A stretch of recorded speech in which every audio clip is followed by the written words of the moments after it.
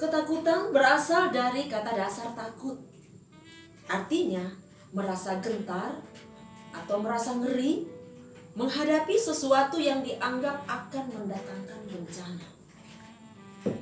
Tidak berani berbuat, tidak berani menempuh, atau tidak berani menderita, dan lain sebagainya.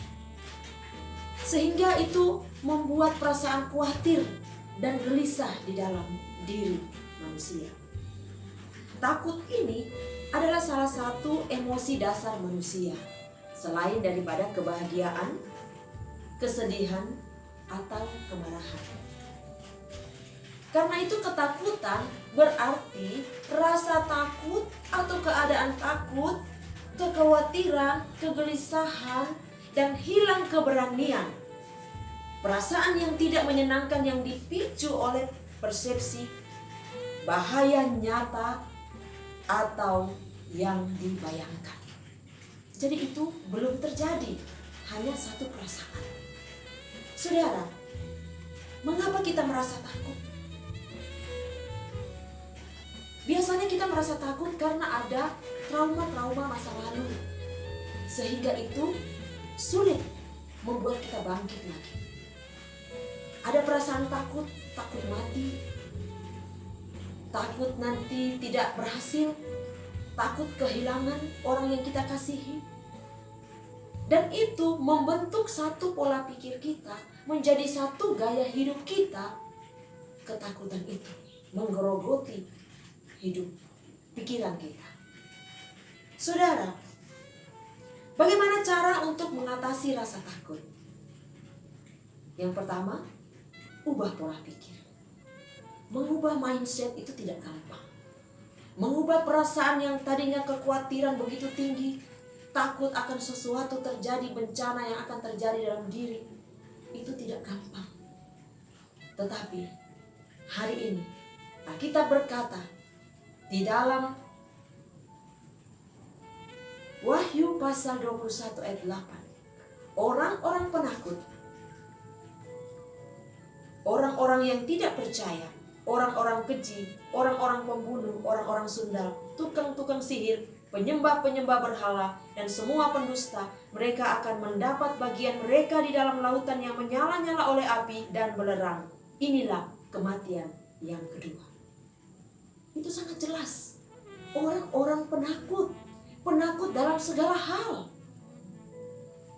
Dia tidak akan mengalami surga yang kekal, tetapi api yang menyala-nyala dan belerang.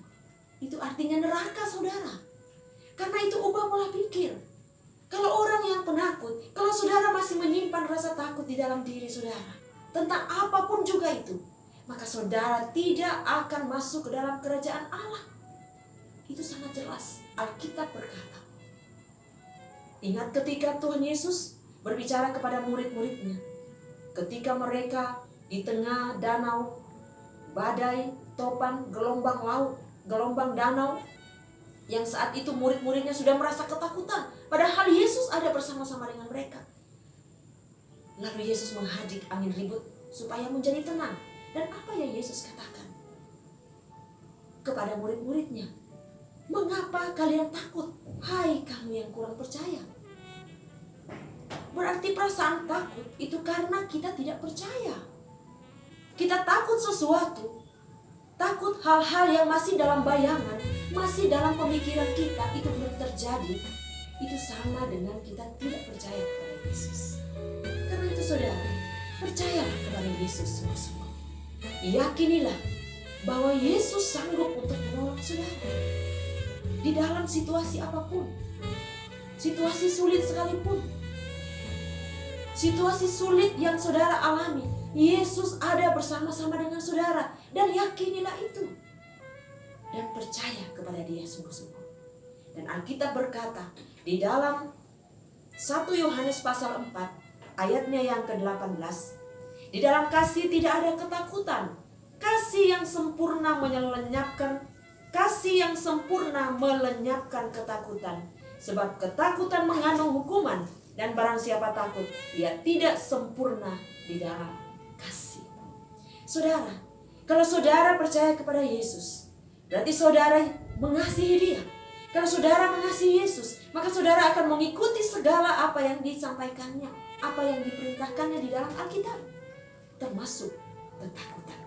Lenyapkan segala ketakutan, karena yang Yesus katakan, mengasihi Yesus sungguh-sungguh, Dia akan menolong. Percayalah kepada Dia. Ubahlah pola pikir saudara. Yakinilah bahwa Yesuslah satu-satunya yang dapat menolong saudara. Tuhan Yesus memberkati saudara.